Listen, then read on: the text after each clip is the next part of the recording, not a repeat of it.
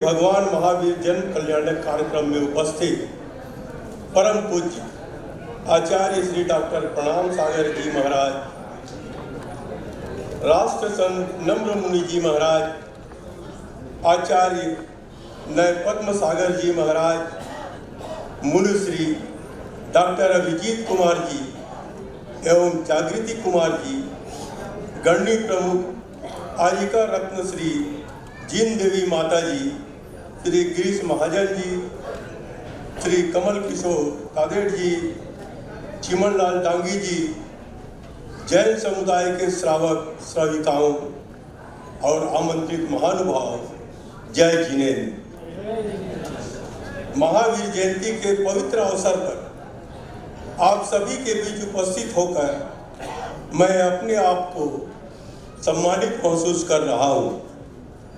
जैसा कि मुझे ज्ञात है, आज हम जैन धर्म के 24वें तीर्थंकर भगवान महावीर का 2621वां जन्म कल्याणक महोत्सव मना रहे हैं।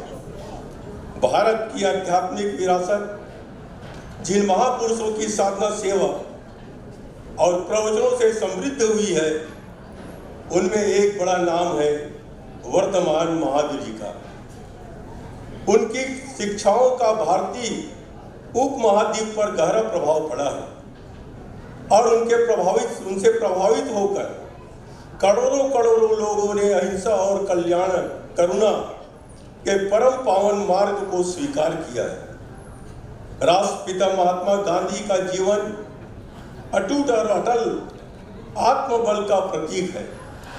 गांधी जी के विचारों पर अनेक जैन संतों एवं महात्माओं का गहरा प्रभाव रहा है। गांधी जी के जीवन से विश्व के अनेक जाने माने महान व्यक्तियों ने प्रेरणा ली है। खान अब्दुल गफ्फार खान, जिन्हें सरहद गांधी भी बोलते थे, Martin Luther King, Nelson Mandela, Dalai Lama, Aung San Suu Kyi, Julius Nyerere, Desmond Tutu जैसे अनेक विश्व नेताओं ने सत्य और अहिंसा का मार्ग स्वीकार किया तथा अनुसरण किया, जो जैन धर्म की देन है। जैन धर्म के 3 प्रमुख सिद्धांत हैं: अहिंसा, अपरिग्रह और अनिकांत। अहिंसा हमें सिखाती है विश्व के समस्त प्राणियों के साथ प्रेम, करुणा और मैत्री के साथ किस प्रकार रहा जा सकता है, शांतिपूर्ण सह अस्तित्व किस प्रकार कायम किया जा सकता है। अपरिग्रह का सिद्धांत हमें कम से कम संसाधनों के साथ प्रसन्नता के साथ रहना सिखाता है।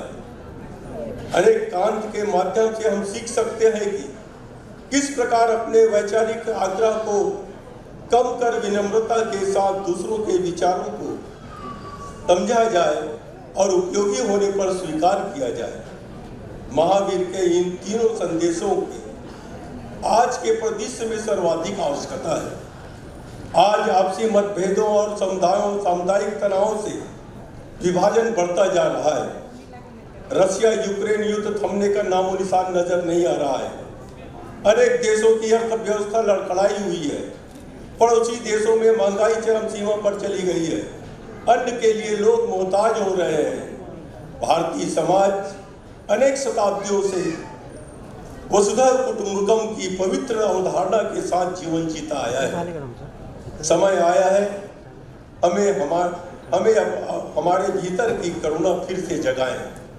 इस देश में अनेक प्रकार के आक्रमणकारी आए और चले गए, जिन्होंने भारत को लूटा, हमारी आध्यात्मिक धरोहर को नष्ट किया, मगर हमारे भीतर जो प्रेम और सौहार्द की भावना से भरपूर हृदय है, उसे नष्ट नहीं कर पाए। महावीर जयंती के इस पावन अवसर पर हमें अपने उस गौरवशाली अतीत को याद करना है। भारत की संस्कृति, सभ्यता और साहित्य वो संपदा है जिसने भारत को विश्व गुरु का दर्जा दिलाया है। जैन समुदाय एक शांतिप्रिय, देश प्रेमी और आर्थिक दृष्टि से भारत की समृद्धि में योगदान देने वाला समुदाय है। शिक्षा, स्वास्थ्य और सेवा के क्षेत्र में जैन समुदाय ने लोगों का अभूतपूर्व योगदान रहा है।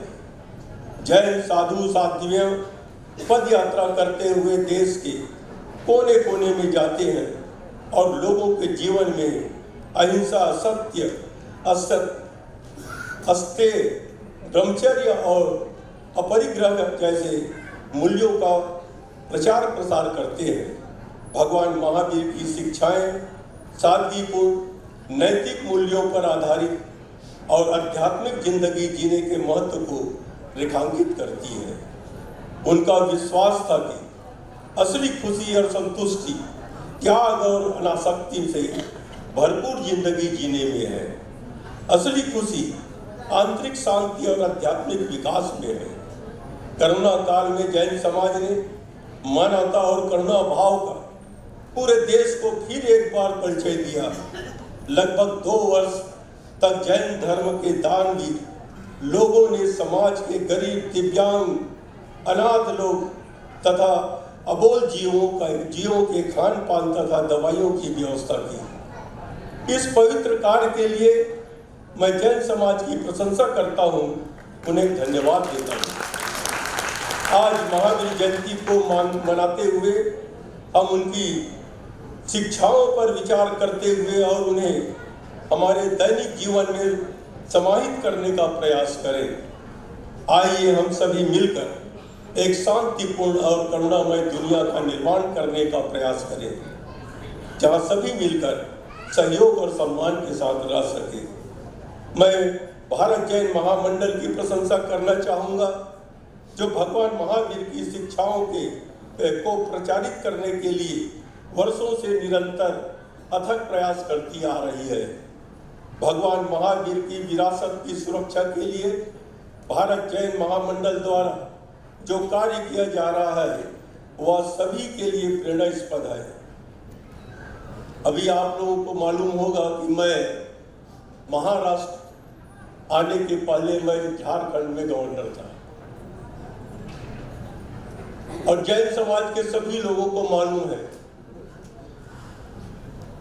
कि शिखर जी कितना पवित्र स्थल है। मुझे जब ज्ञात हुआ कि शिखर जी को पर्यटन स्थल घोषित करने का आदेश हुआ,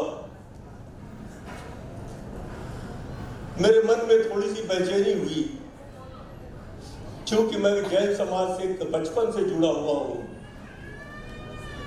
और मुझे वहाँ के जैन समाज के लोग अपनी समस्याएं बताते रहते थे कि वहाँ पर रात होता है, सामाजिक तत्व जाते हैं, शराब पीते हैं, बाटल फेंक देते हैं, नॉन-वेज खाते हैं, हड्डियाँ फेंक देते हैं, हमारा पवित्र स्थल अपवित्र हो जाता है। जैसी ये बातें मेरी जानकारी में आई, मैंने तुरंत वहाँ पर सीआरएफ की एक चौकी खुलवा दी ताकि गलत लोग वहाँ पर प्रवेश न कर सकें।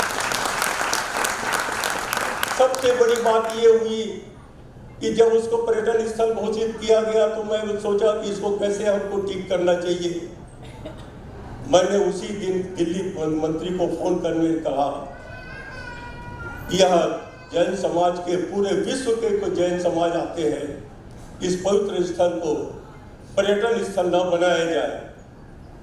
पर अगर पर्यटन स्थल बन जाएगा तो यह धार्मिक नहीं सिर्फ दार्शनिक हो जाएगा, लोग घूमने आएंगे। यहाँ पर इतने मुनियों का यहाँ पर मोक्ष हुए हैं और ऐसे स्थल को न बनाया जाए।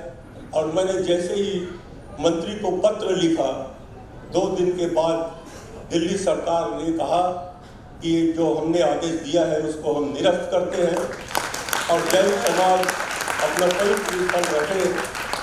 मैं केंद्र सरकार को धन्यवाद ज्ञापित किया कि उन्होंने हमारी भावनाओं को कद्र करते हुए जैन समाज के प्रति एक बहुत बड़ा काम किए।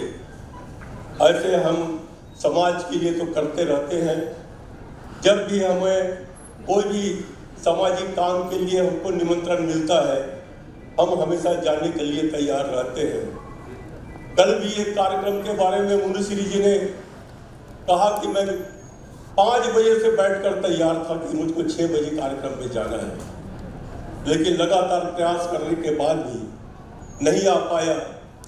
और मैं मन में यही सोचा कि आज मुझे ऋषि मुनियों का दर्शन करने का आज सौभाग्य मेरे भाग्य में नहीं था, इसलिए मैं नहीं जा पाया।